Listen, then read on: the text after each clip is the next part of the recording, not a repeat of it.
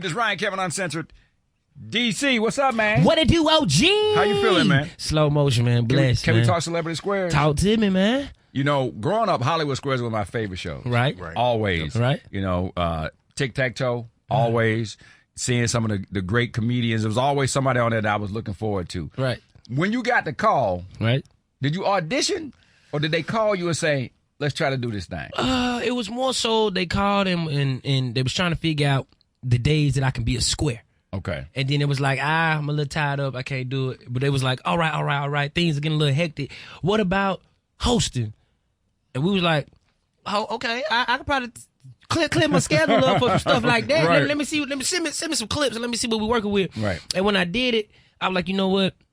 I feel like this is a great time right now in today's generation that we need something that people can grow up on. Mm-hmm. You know, we got a lot of stuff that's going on in the world, but it's not nothing that we can just tune into right now to just have a great time and everything can, you know what I'm saying? You ain't thinking about the negativity, you know what I mean? So I was like, you know what? Celebrity Square is going to be that monumental show for me, especially when it comes to hosting. So when people who don't know, like the young, you 31, right? You know, the people who love you from Wild and Out and from, you know, all your other stuff that you've been putting out, how would you explain Celebrity Squares to them?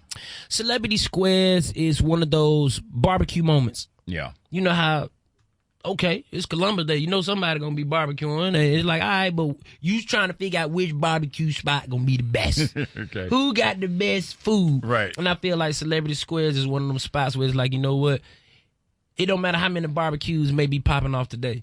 You got to come through this barbecue. Even if you done miss everybody. Right. You just want to go home and tell somebody, well, I stopped through there and they still have some food for me. Right. You dig? It's one of those spots where it's family oriented, and not only that, my generation can grow with it. Because they play. Everybody played Tic-Tac-Toe. Everybody played Tic-Tac-Toe, but not only that, we have the range of celebrities. We didn't limit ourselves on saying, all right, we only gonna do rock. We only gonna do hip hop. No, we just said celebrity. So if you are in a celebrity, we got athletes, we got actors, we got actresses. So it's like all golf players. You know what I'm saying? So it's like it don't matter what type of celebrity you are able to come on the show. Yeah, I've seen everybody from like Kendra G to Desi to Deion Cole. I mean, Tay Diggs. We got everybody out there. Are you going to have any of your 85 South partners on there? Chico on there. Okay. Chico on there. I don't think Carlos was able to come this season because he was on tour going crazy. Salute OG. But we had Chico on there. We had a couple more people on there like Bobby Brown. Yeah. Babyface. Yeah. So you got people like Bobby Brown and Babyface. They don't come out for nobody. Yeah. Especially Babyface. Yeah, grown man face. Babyface wanted to see me. They be like, excuse me, baby want to see you. Baby, they said, baby want to see baby you. Want to see I you. said, little baby? They said, no, big baby. It's the biggest baby of them all.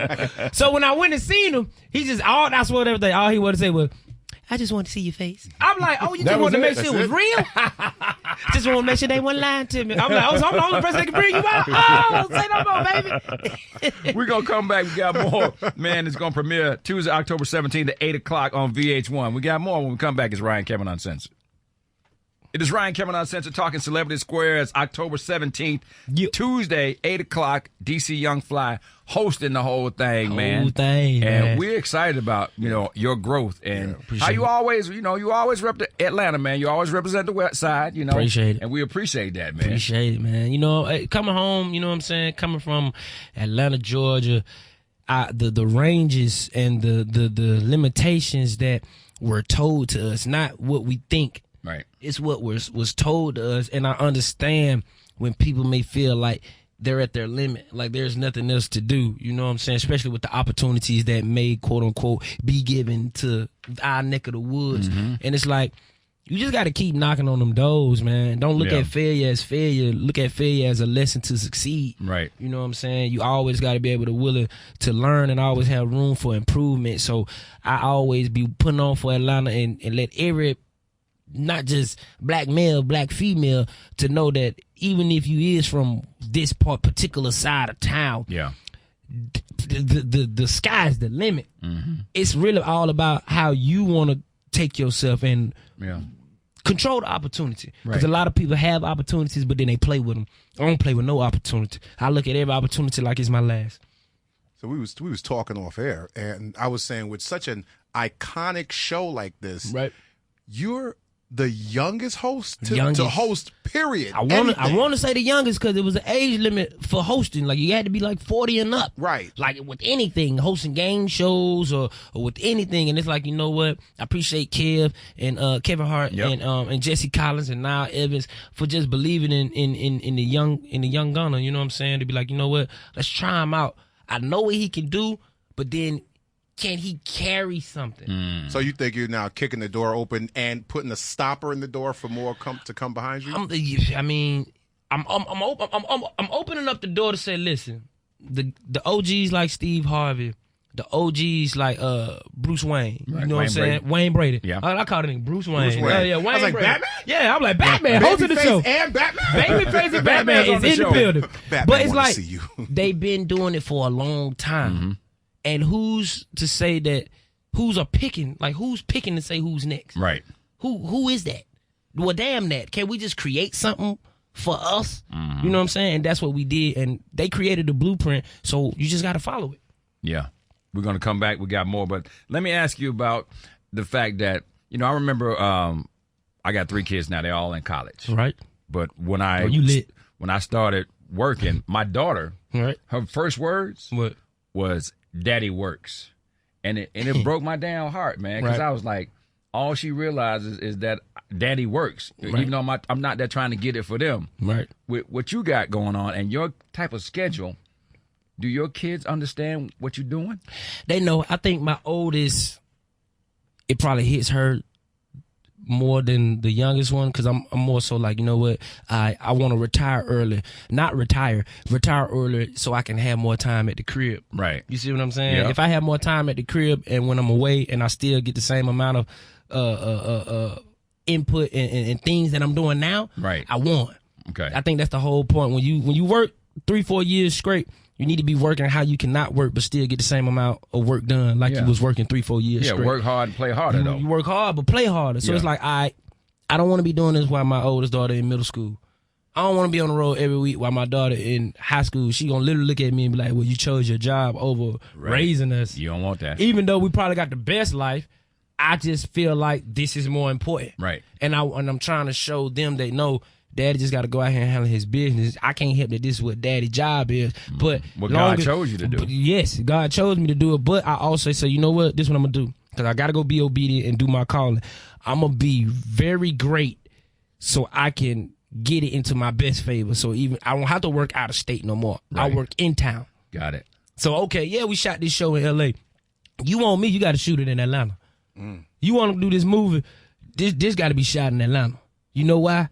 Because I got kids. Right. And I got to be home. I can't be gone for 2-3 months like that. No. We got more. We come back. It's Ryan Kevin Uncensored.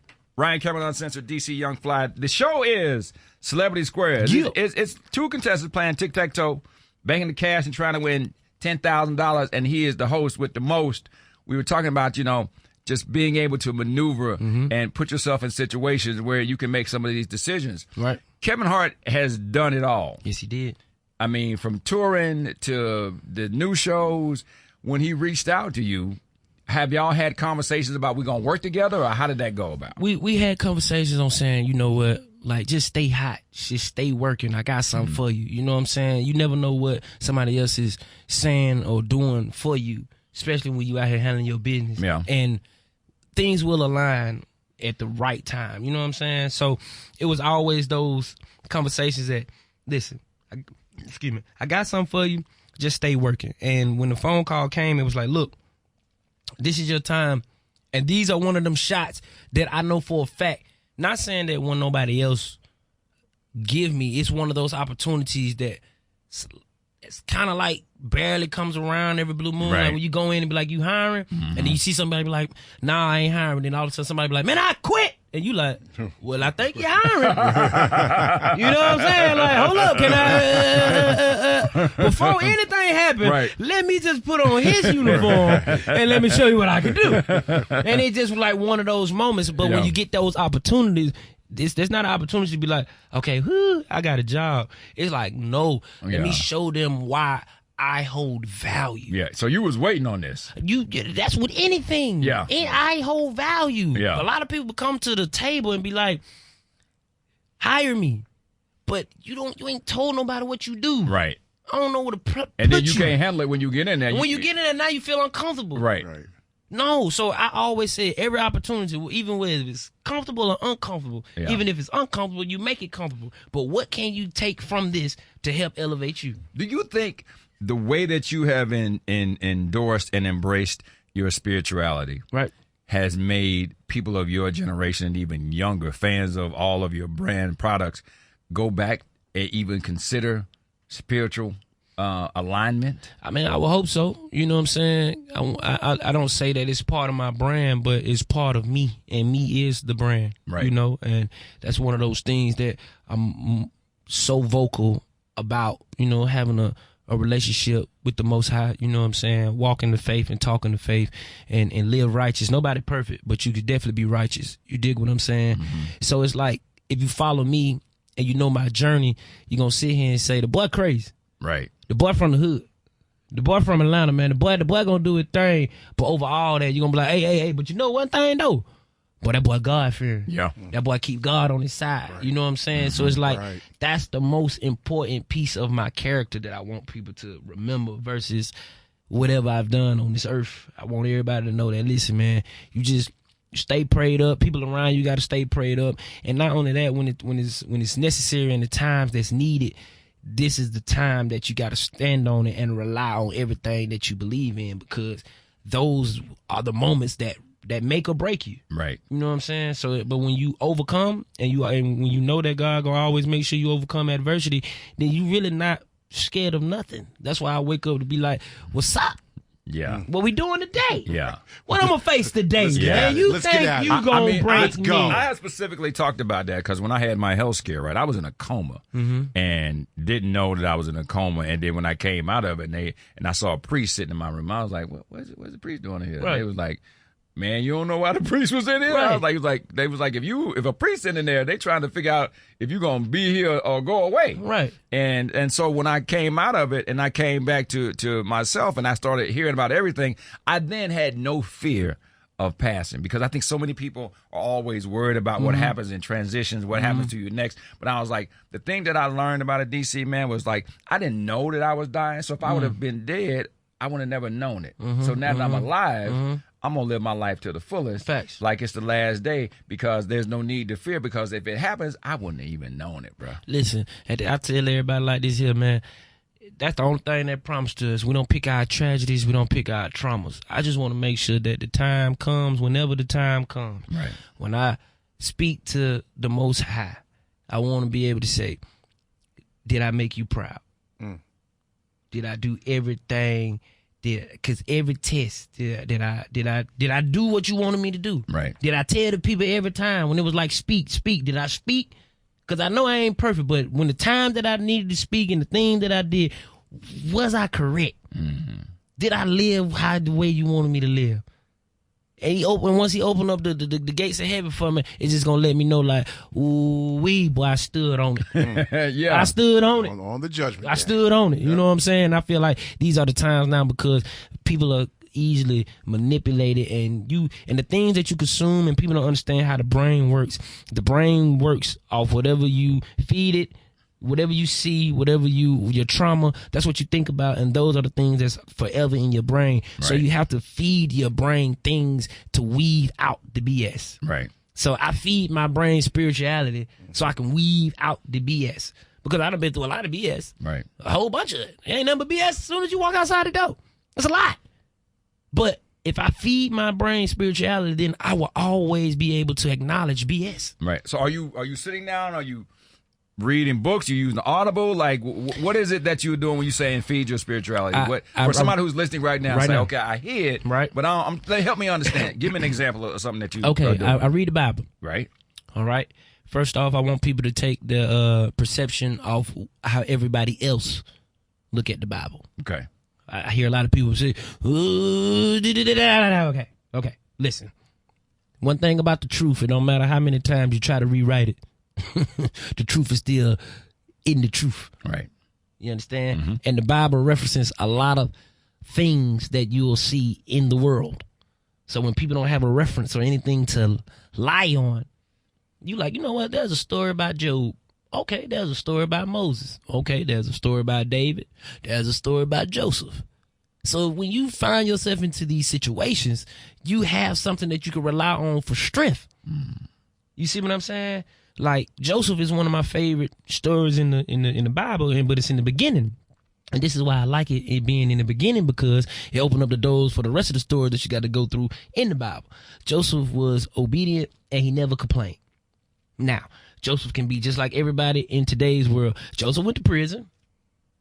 All right, Joseph was lied to, acting like somebody, they're like your lawyer said, well, I can get you out now. Right. They're going to come get you in 2 weeks. Then you look up, you do 2 more years. Yeah.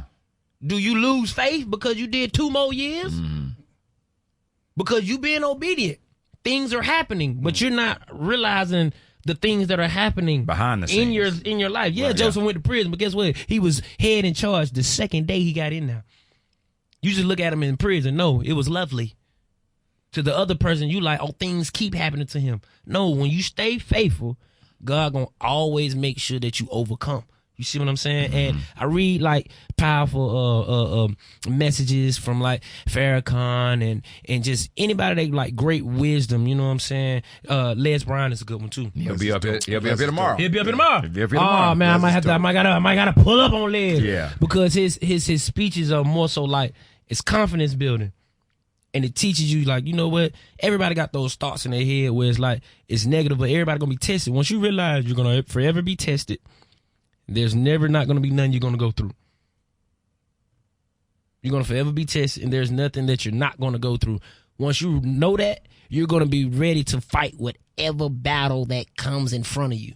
If this is what it's going to be, this is what it's going to be. Yeah. I got to stick through it. I can't let it defeat me. Because guess what? Yeah. Somebody watching. Right. Just like you said, it's people that's like, you know what? I can't believe you did that while you were going through that. It makes this little shit that I'm going through ain't nothing. You know what I need to do? I need to talk to God. I mean, that's all I was saying. The whole time? Talk to God. That's where you get your strength from. Talk to him. Yeah, make sure you're there and he talk through people. Sit and be still. Y'all moving too much. You got to be still. You got to be still. Let God do his will. You got to let God do the work and just listen. Be still. The ear is a beautiful thing. And then you got to act on it. Yeah. And once you act on it, everything going to fall into place. Yeah, they say there's no need for somebody to give you the word and you don't do the work. People think being blessed is monetary gain and having, no, I done seen somebody who ain't had no money, but that man is peaceful. When I say ain't nothing that can phase him, there's nothing that make him bother. And I know so many people got way more money than him. He's great at what he do, and not only that, he's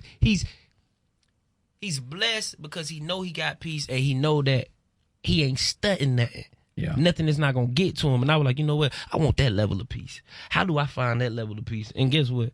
You just stay prayed up, knowing that God got your back. You're gonna forever be straight. Yeah, we doing a story about a man.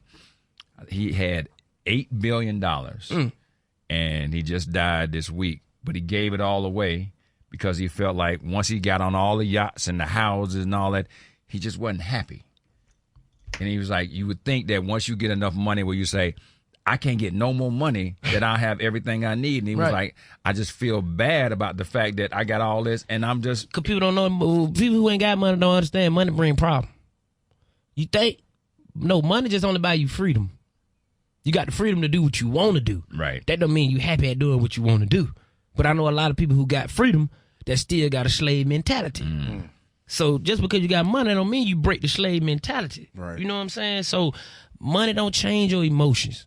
It really brings other people problems on. Yeah. Because if you think about it right now, if nobody know you got money, ain't nobody coming to you for nothing. Exactly. They know you can't help them with nothing. Right. They don't care. And look how happy they is at being complacent. The moment you get some money, oh man, I'm just going through it. You don't understand. I'm like, well, damn, you weren't going through it yesterday. How the hell you going through it today? So when people are coming to you, because they see you on TV, now they're going to see this, how do you say no? You know what? I tell you them. Just give them. No, I tell them how the real deal. I say, look, you want money from me? I got a 1099. That's what you tell them. I got a 1099 because the government gonna know you got that money. Okay. You see what I'm saying? Because I've been giving it away. That's what you've been doing? Not only giving it away, no, you working for this. I'm going to tell the government, $10.99 that man. Yeah. Now only that, because I ain't paying taxes on that money. Right. You paying is. taxes. Right. And now you're gonna see how I feel to be a businessman. See, now you're gonna learn. Right. Because it's what to say, it's pros and cons when it come to begging. Now if you want this, There's pros and cons to begging. it's pros and cons to begging. Because a lot of people who Break beg, it down for us. because a lot of people who beg Break it down for us, don't Fly. have a plan to not beg no more. Yeah.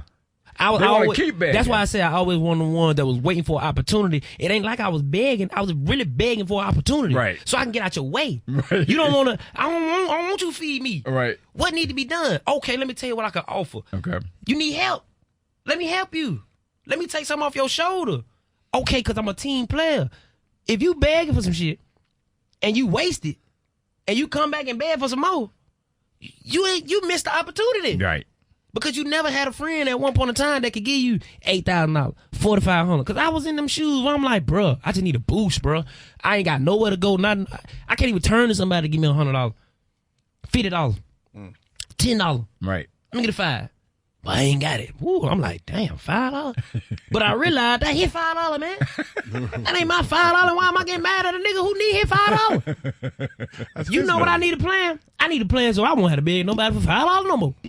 So that's what I did with every opportunity. I say, man, you know what? I treat it like it's my last, bro. And not only that, I make other opportunities to continue to hustle. A lot of people don't know what financial freedom or financial literacy is. We have to teach that in our community because we won't grow unless we know financial literacy. Yeah. It seems like the other ethnicities know, and you'll be surprised. They be running their life off credit, barely making it. Right. But they know a little bit of financial literacy that they know you got to at least save, stack, put this up, can't go to the club, I need to do this. Right. I see so many people who ain't got no money, but they blunts are bigger. So the same person asking for $5. I said, my boy, that's at least $60 worth of weed in every blunt you smoke today. I sat right here and calculated. I watch you roll 6 of them things up. That's almost 6 times 6, that's 36 grams. Woo! You done made the dope man money. But you ain't made no money. Right. But you got money for a habit. What you running from, though? Yeah. A lot of people like to run from their problems instead of just handle it and deal with it. You see what I'm saying? So I feel like we got to learn financial literacy in order for us to grow. Yeah.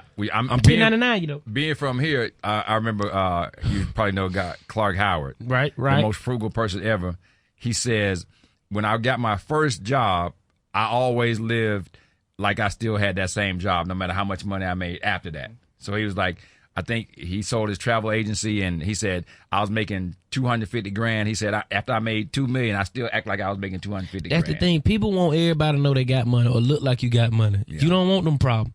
You want to be able to hustle, put your money to the side, invest properly, and say, you know what, live below your means. Right. A lot of people be trying to, I need. No, man. Even I done been there before. Yeah. I got a Rolls Royce. I don't drive it.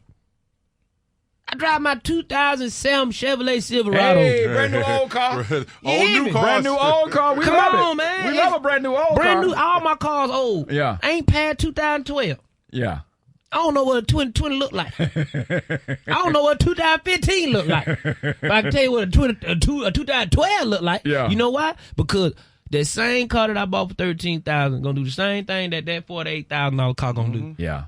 And the Rolls Royce too. And the Rolls Royce too. And the Rolls Royce ain't did nothing but call me proud, because when you don't drive it, you got to call somebody to come crank it up, which costs $10,000. Yeah. And then they got to tow it, which costs $10,000. So I told them to tow it to the dealership, because I'm finna sell that month. You hear me? You might well keep on going. They like, where you want me to drop it off? Drop it off to the dealership. Drop it off where I picked it up from. Just go and drop it on off. Tell them I'll be there to put a for sale sign on. So you gonna get rid of it? No, I'm gonna keep it. I ain't think so. I'm like, That's my Grammy. With the bit. I was like, yeah. I was just letting people know. I was letting you go with it. I was just letting people know. Let you go. I was like, get you an old school. I was like, he on the bed. Before you get a Rolls Royce. That's all. That's my Grammy. When I get outside, like, you know what? They said we couldn't have one of these. Yeah. When we from the hood, we always think like, man, and the crazy part about it, it's not even hard to get one of these. Yeah. It's not.